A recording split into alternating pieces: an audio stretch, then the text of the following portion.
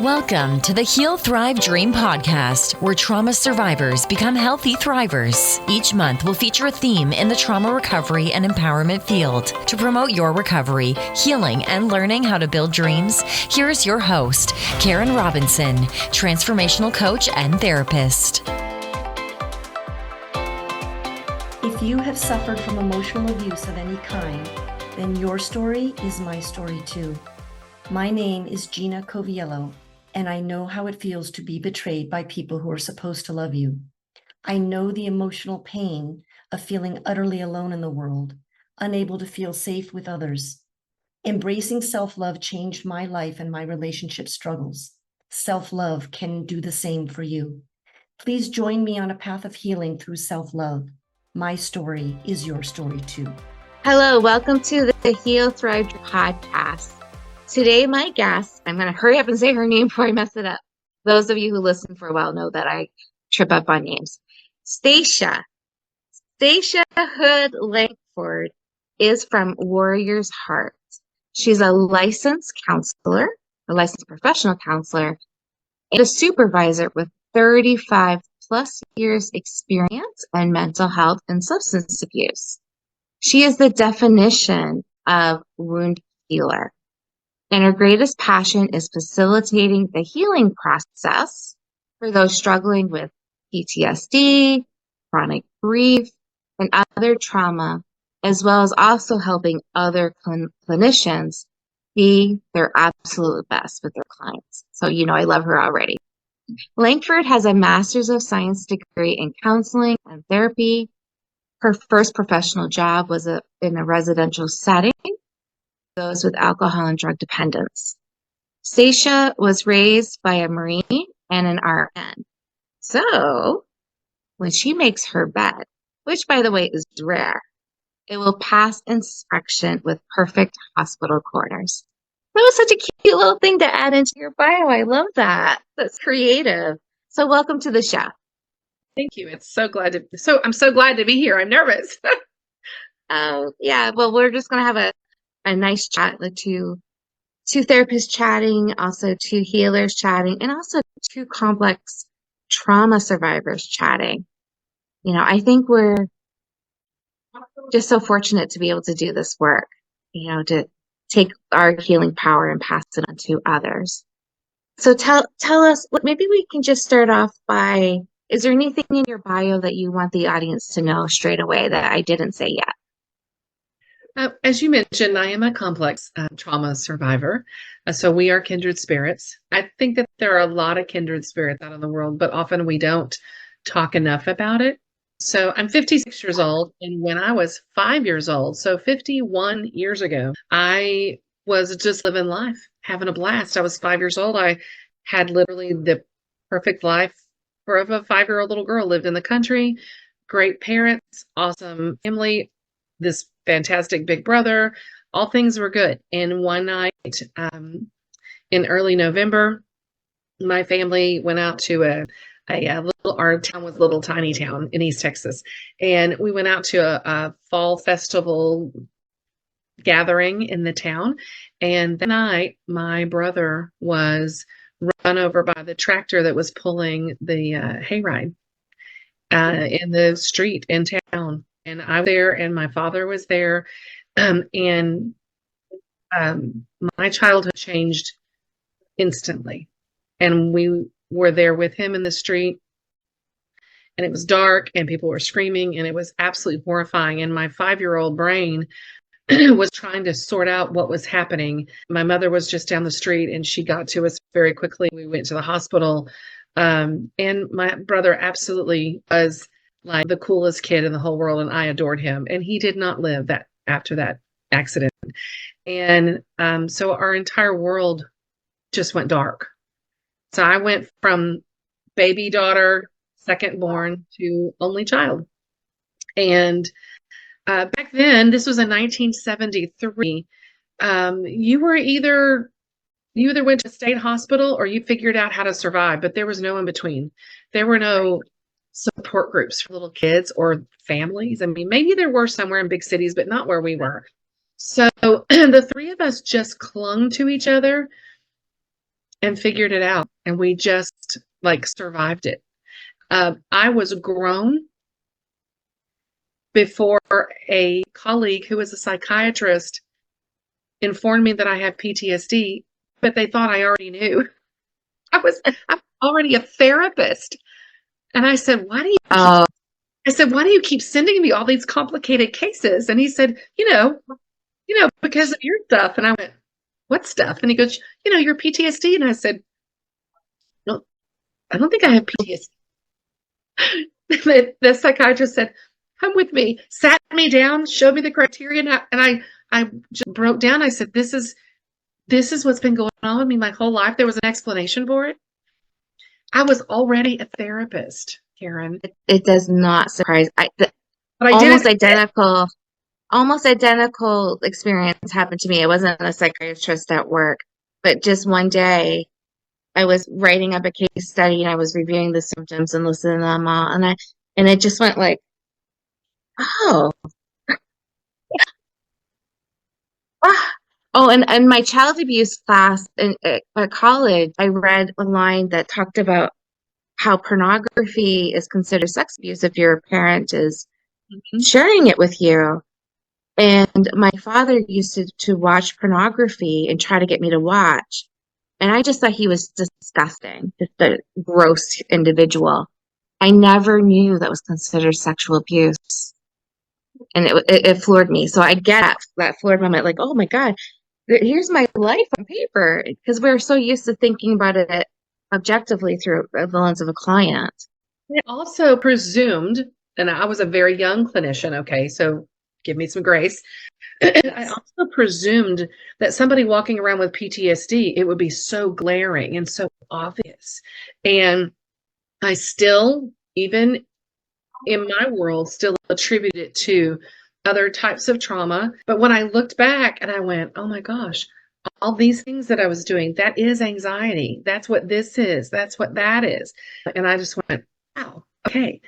So it was a really interesting moment. So I kind of then began my journey of understanding, how does PTSD actually affect me? By that time, my colleagues said, well, you're kind of a chronic case now, because what I had done is white knuckled it for my entire life. And I just figured things out on my own. What I had were truly exceptional coping skills. Yeah. I had exceptional coping skills because I had healthy parents. They were good people, and we figured things out. And I think that was the difference. When I look back, I'm like, well, how did I function so well with this undiagnosed, untreated PTSD? And it was because of coping skills that were healthy. And I never ran away from things. If something scared me, I was like, okay, I got to figure this out. There were never allowances for go give up and go hide, because my parents weren't those kind of people. So here I am out there, post-bachelor's in theology, post-master's, fully licensed. I'm like, oh, well, that would have been helpful information many years ago. But better late than never. Okay, your bio didn't mention that you have a bachelor's in theology. I think that's huge too. I'm actually still an ordained minister. I am.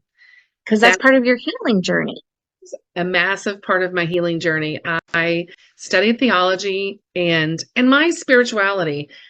Someone once said to me recently, even, oh, you got a bachelor's in theology and you worked for the church, so you're super religious, right? No, I'm very spiritual. There's a difference. There's a big difference in religiosity and spirituality. And so my spiritual... So for those of you listening, you can't see, but I'm also very spiritual, and I would say less religious. I'm holding up a systematic theology book that I ordered just for fun because I love learning. And I really want to go to seminary. I just don't know when to fit it in. It's remarkable. I remember when I went to study theology, I didn't know what to expect, for sure. And I also studied in the 80s. And so there were very few women studying theology in my little tiny Bible college. Didn't know what to expect, but I found it just exciting and wonderful. And and lovely. But my spiritual relationship, my relationship with my God has been the single most important factor in my life and in my healing journey, for sure. I love that so much. It is a bit of a challenge for me when I have someone with complex trauma and they don't believe in anything. That's really hard.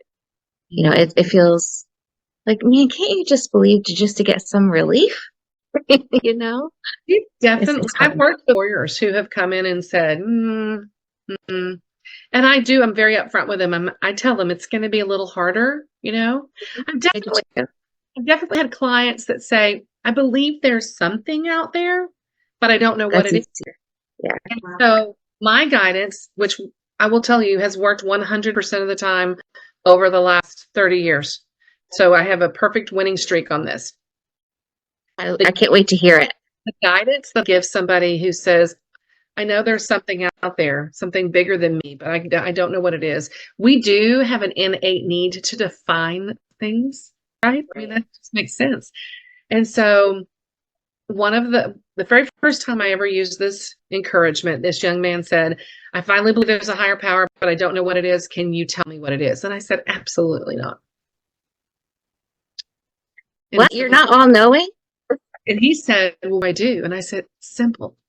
Every single day for as long as it takes, at least once a day, or as often as you think of it, you ask your higher power to reveal themselves to you. And they will. He came back and visited me like a year and a half later, and he goes, hey, I did what you told me to, and it worked. I said, that's fantastic. And he goes, don't you want to know what I found out? I was like, no, that's your business. But that's what I share with people. If you're not sure, if this power is really as great as I believe it is, and you ask them to reveal themselves to you, they will. I love that so much. Why didn't I think to say that? This is why it's so important for survivors to talk and support each other, and for other healers to talk and support each other. We can learn so much from each other. I learned something from every clinician I talked to, and every I client. learned exactly. Me too. Every client. Absolutely. Yeah, I've gotten the best advice from clients. I'm like, why didn't I think of that?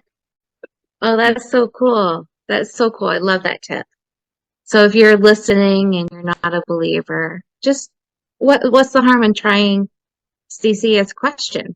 Marsha, Stacia. Am I still saying your name wrong? Stacia, you said it right. Yeah. Stacia. Yeah. No, but I want to say Stacia, and that's wrong. That's okay. Stacia. Can you talk to your mother about this? Is your mom still around? My mother's actually in the other room.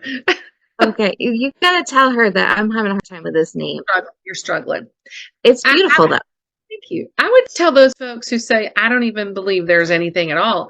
There is absolutely no harm in challenging that thing that you think may not exist. Go out every day, walk outside if you need to, and say, hey, I don't believe in you, but if you're real, show yourself to me, and just keep doing that and just see what happens. It's a beautiful suggestion. I love it. Okay, so we talked a bit about your brother, which is heartbreaking to hear.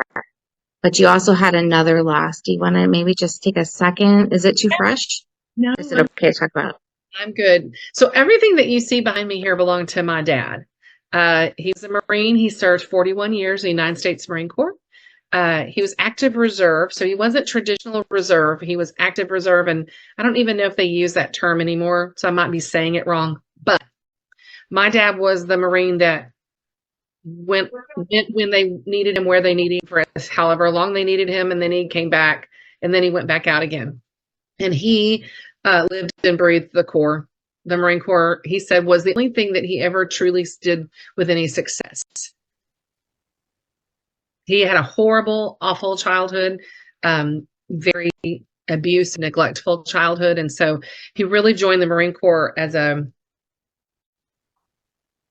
something for structure and guidance and a paycheck and 3 square meals a day in a bed. He didn't really know, I guess, exactly what would become of it or how long he would hang in there, but he served until he was 60 years old.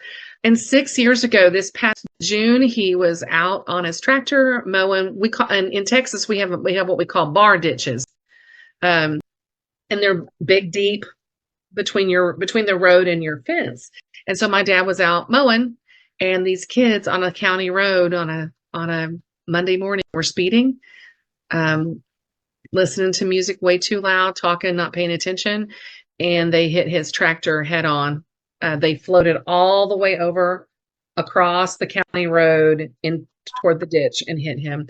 And it knocked him off the tractor, and he lived about 36 hours, but he was gone. He never woke back up. He lived long enough for all of us to say goodbye and do what we needed to do.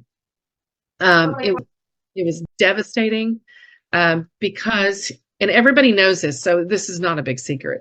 He was my favorite human being on the planet. Like, he was and I felt that way about him since my mom said since the minute I was born. We talked on the phone every day, multiple times a day. He was brilliant. He was funny. He was handsome. He was loving. He was kind. And he was hard. He was a Marine. I mean, after I spoke at his service and a gentleman came up to me afterward and he goes, "Man, your dad and my dad were really similar. It was their way or the highway." And I said, "Whoa, whoa, whoa, there was a highway?" That's funny. I mean, he was a hard ass. I was raised by a hardcore Marine, but he was also very loving and kind and gentle. And so losing him, I was 50 years old, and I remember looking at my mom and saying, I wasn't done yet. I wasn't done, but had to deal with it right after. And if somebody's out there listening, I know that there is a woman out there listening to me that has had this experience. So I'm going to share it. This is very off the cuff. 3 minutes after my dad died, all of my eyebrows fell out. Yes. So they're tattooed on. Thank God for tattoo eyebrows. And then my hair started falling out. Grief and stress, man. I'm telling you, I literally paint my scalp so you can't see through how thinning my hair is. Okay. So if you're out there and your eyebrows or eyelashes have fallen out of your hair thinning, sister, you are in good company. Grief is a powerful mechanism inside of bodies. And I embrace grief. Like, I don't fight it at all. So it was really just life-changing for me. All I could think of was, what if I lived to be 80 or 85? I have to spend 30 to 35 more years on this earth without ever talking to my dad again. How am I going to do that? And I'm still trying to figure it out. I do talk to him every day. For sure. I'm like, "Dad, I don't know if you can hear me, but I need you right now." So I still talk to him every day, but there are just things that I'm like, gosh, I wish I had my dad. And how beautiful to have a dad as stellar as what you're describing. Oh, especially after everything he's been through. He was able to make you feel the unconditional love. Absolutely. And don't get me wrong. I say this all the time. My dad he did it his way. He was strict, and we were squared away all the time because he was a Marine. But I thrived in that environment. And he was a big why person. Like, you do what you're told, but then you come back and I'll tell you why I told you to do that. And we do that at Warrior's Heart. We always have a why. It's like, hey, we're doing this and it's a hard thing, but here's the why. See, you've taken his lessons and are passing them on. Absolutely. Yeah. Oof. So nobody can say that you don't get trauma or grief. Totally get it. Can you say a little more about your personal healing? Like, I know your spirituality has been important to you, but what are some other tips and tricks for people that are don't know where to start in their healing? What would you say to encourage them? Go to counseling. First of all, go to counseling, because let me tell you, you know what they say? Good therapists have good therapists, right? Right. So number one, I absolutely have never in my life hesitated to go to counseling when I needed to go to counseling. Sometimes we go for a little bit and then we're all good and we're rocking and rolling. Something crops up and we go back. Go to counseling. Oh my gosh, go to counseling. Also, you and I visited about this before we started the podcast. This is something I want to share that is meaningful, I believe, and I want people to understand that I truly believe this. The only way we heal is inside relationships. We Yes. never, ever, ever heal alone. And if somebody tells me they've healed alone, I would say, let's sit down, have a cup of coffee and chat. I could probably find some holes in their argument. We never heal alone. I have healed inside my relationship with my God. I have healed inside my relationship with a lovely counselor. I have healed inside my relationship with my very dear friends and with my children and with my mother and with my coworkers. Oh my gosh, my coworkers, they're amazing. I heal inside my relationships with my clients. Their work is not about me, it's about them. But I grow so much from working with clients. Well, it's purpose. Right. It's fulfilling a mission. It's how could you not Right. feel the So way you do? when Yeah. people say, no, I just healed on my own, I'm like, how did you do it? Well, I just prayed. Well, then you healed inside a relationship. And it doesn't matter what the therapeutic modality is, if it's CBT or DBT or REBT, all the alphabet, right? EMDR, ART. It requires two humans minimum coming together, building some form of rapport, deciding to take a chance and trust each other, to use that modality to heal. So look around you. This is what I would say. Look around you. Who is in your circle? If you don't have an inner circle, create one. Find a place where you can find people who love you and who support you and who encourage you, because you're not going to heal alone. Healing in community is a must. Mm-hmm. Whatever that community looks like. That was really beautiful. Okay, so maybe we should transition now to talk about Warrior's Heart, because they seem to be, you're actually my first exposure to them, but what I've read so far has been pretty impressive. Like, how would you summarize the agency's work in a nutshell? Oh my gosh, the summary is the mission. It's to bring 1 million warriors home. The mission is to treat those that we as a society rely on, desperately require and need their services, but then don't know what to do with them when they provide those services. Our mission is one of our things that we say is healing through warriors, healing warriors. Part of the goal of Warrior's Heart is to bring warriors together and let them start healing together and let them look around and go, wow, all of these people around me relate to me. Even people that work there, I think, I don't know the exact number, but it is a ridiculously high number of people that work for Warrior's Heart that are also in the warrior class. And the warrior class is active duty military, active duty law enforcement, active duty firefighters, and first responders, paramedics, EMTs, but also retired military, retired law enforcement, and veterans. So that's the warrior class. So we have a very, very high percentage of people that are also warriors. And then most of the rest of us are like me. We're surrounded by warriors, aunts, uncles, parents, siblings, children, spouses. And so we get it. Yeah, that's right. My brother has served and my husband has served as well. And I have an uncle that served during Vietnam. So yeah, I think that's a great point. It helps to be around a community that gets pieces of what you've been through, or just the lifestyle and what it means to sacrifice, what it means to not have your own time off, to be guaranteed like it is in the civilian world for most people. When you're serving, it's different. And when people come to Warrior's Heart, I think one of the things that they quickly discover is that they can share. They can sometimes for the very first time in their lives, open up and start talking about their trauma and their addiction and their alcoholism in a setting where people are nodding their head and they're like, yeah, man, me too, me too.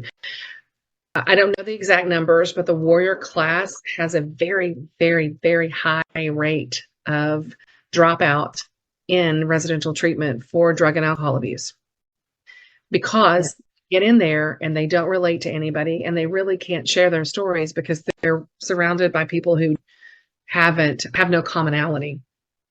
And I'll tell you, the stories that they share, the average person doesn't need to hear. They don't. I don't need somebody else traumatized by listening to this trauma.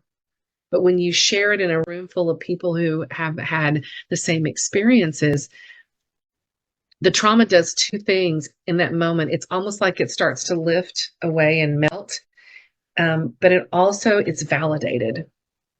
Yeah. When you see the me too, yeah, I did that. That happened to me. And so I currently am working with a warrior right now that is talking about traumas that he's never before discussed. It's the first time in his entire adult life that he has felt safe enough to talk about his trauma. And it's remarkable. And giving voice to that is so healing. Yeah. What great work you're doing. I know Warrior's Heart has locations in Texas and Virginia. Are there plans for the agency to go to other states as well? There are plans to do that. I don't know all the specifics of those plans, but Warrior's Heart's plan is to grow and continue to help as many warriors heal as possible. And we are super excited to be in Virginia. We've been in Texas now for a little over 8 years, and we just celebrated our first year anniversary in Virginia on September 11. They opened the doors and accepted the first client on September 11 of 2023, which was so amazing. So they've had the doors open in Virginia now for a year, and it's been a really interesting and incredible journey in Virginia, seeing people like, oh gosh, you've got a Virginia facility now. And we work a lot with active duty. So there's a lot of bases around. Yes, there is a huge need for your program in Virginia, for sure. Yeah, referrals have definitely been strong. Yeah. Yeah. And the bases don't have enough therapists. They don't. And I think also we see that people, when you're on the base and you're still trying to do your job, I see they stay more guarded because they're still in work mode. But when they can lift out of that and go sit someplace and be in that 24/7 structured therapeutic environment, that's when the guard starts to drop. And Warrior's Heart definitely we are primarily a substance abuse facility. So in order to come to Warrior's Heart, you have to have a diagnosis of either drug or alcohol addiction or abuse. However, we are dually licensed, so we do treat the PTSD, the depression, the anxiety, and we have partners where we can refer people for TBI treatment outside of Warrior's Heart, but we also have TBI treatment within Warrior's Heart in Texas. So we really look at, you're coming in for just drug dependence or this alcohol issue, but we're going to look at the whole package. Whole person in their environment. Yeah. Absolutely. That's so powerful. Okay, so Warrior's Heart in Virginia, it's a residential program is what I'm hearing. Okay. Is there also, what happens when people graduate from the program? What happens next with them? Well, we have lots of different resources for them. One main resource, which I am a huge fan of, is back in Texas, we have an intensive outpatient program coupled with a sober living home. And we have a very, very unique Southern living home, not like anyone I have ever been affiliated with. And that is, there's a time limit. If you go stay at Warrior's Heart Sober Living, there's a fee to stay there depending on what type of room you want. But if you pay the fee and you live there, and it's room and board, so you get your room and then there's the chow hall right there. So all your meals are included, all bills are included. And as long as you stay sober and you are following the sober living home rules, you could stay there in perpetuity. There's no time limit. And we have folks that come and say, I just need to be here for a few months, really get a solid foundation, and others stay 6 months, 8 months, a year, 2 years, longer. And it's really incredible because they get that solid foundation. So we actually have warriors that finish our program in Virginia, and then they go to Texas and they do our IOP, which is intensive outpatient program. Our IOP program lasts 8 weeks. So you're in the sober living environment and going to the intensive outpatient program. And then when that ends, then you just stay in the sober living program if you wish. So we do have folks in Virginia, because we don't have sober living in Virginia yet. So they'll travel to Texas for it. That's what I call true wraparound services. Absolutely. And in that sober living IOP environment, there's also PI treatment as well. And we do something called MERT, which is a form of TMS. And we have our own amazing psychiatric nurse, she's a family practice nurse practitioner, but she is a MERT/TMS specialist. So we actually do brain treatment right there on site at the sober living home. But we also have folks that we can refer to as well. Let's say somebody says, I can only do the program. I can't do sober living IOP. Perhaps they're active duty and they need to get back to active duty. Or maybe they're retired military, or they're veterans and they have a civilian job and they must return. What we're going to do then is we look and say, okay, where do you live? What's your area? And we help set up services in their home area, whether it's an IOP program, as I mentioned, or it's straight outpatient. But what do you need? You need outpatient counseling. You need medication management potentially. You definitely need support. Where are the 12-step programs? Where is Celebrate Recovery? Do you need a marriage counselor? Does your whole family need it? We're going to be digging and looking in their home area. So when they leave, we have it all set up. We also have a very unique situation that, again, I've never seen anywhere else. I think I could probably say that about a lot of the things that we do. We have what we call recharge. So recharge is very cool. So let's say you leave Warriors Heart and you're doing great. You're sober and you're just working the program. You're working your recovery program, happy, healthy, everything's well. But you want to come back and visit. So you call us and we set up a room. And you get to come back and spend a week or a weekend and engage in some of the activities and just kind of re-immerse yourself in the recovery program. And it doesn't mean that you've relapsed or anything terrible has happened. But what if you've gone out there and you are still sober and you're still working the program, but some tragedy does happen in your life and you're struggling? You haven't relapsed. And you're okay, but you're struggling. You need more support. I'll pick up that phone and say, hey, can I come for a recharge? Absolutely. And what I hear from that is, man, I just needed that weekend. I felt so much better after I left. I just needed that weekend. Something that we say, Karen, when a warrior walks in the door is welcome home. And sometimes they'll look at us kind of funny, but we say, welcome home. Because once you're a part of Warriors Heart family, you're a part. So coming back for recharge, coming back to the fireside, we do fireside chats, and sometimes they'll come and they'll even be a guest speaker. So we have alumni that work for us. Now, that's really cool. Very few people go through rehab and think, wow, I want to go back here and work. Who says that? Whoever says that? But at Warriors Heart, we have quite a few alumni that now work for us. And to me, I have never worked anywhere in all these decades in this industry where people left and wanted to come back as an employee. This is the only place I've ever worked where that happened. That's incredible. We are way over time. I suspected when we chatted before that this would happen. And I would keep going, except I have another person in 1 minute. So, in the 1 minute that we have left, there is a warrior listening that is worried about reaching out for help. What's something you could say that would encourage them to make that step? Yeah. We are ready to help you. The very hardest thing you will ever do is pick up the phone and call Warrior's Heart. It is courageous and brave and scary, and we know that. But when you call us, someone will answer 24/7, and they will give you all the time that you need, and we will facilitate all of the ins and outs of getting you here. There is no better time to come than immediately.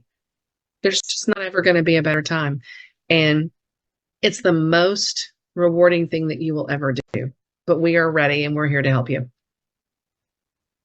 Beautiful. Thank you, Stacia. Stacia. I said it right? Yes, you did. I have to mess up names on purpose now because I'm known for that. Oh. Thank you so much for the beautiful discussion with me today. I really believe it's going to be helpful to people listening. So thank you. Thank you for having me. If you have suffered from emotional abuse of any kind, then your story is my story too. My name is Gina Coviello, and I know how it feels to be betrayed by people who are supposed to love you. I know the emotional pain of feeling utterly alone in the world, unable to feel safe with others. Embracing self-love changed my life and my relationship struggles. Self-love can do the same for you. Please join me on a path of healing through self-love. My story is your story too. Thank you for listening in today. Please join us next week, same day and time. Also, I would love for you to check out my website, healthrivedream.com.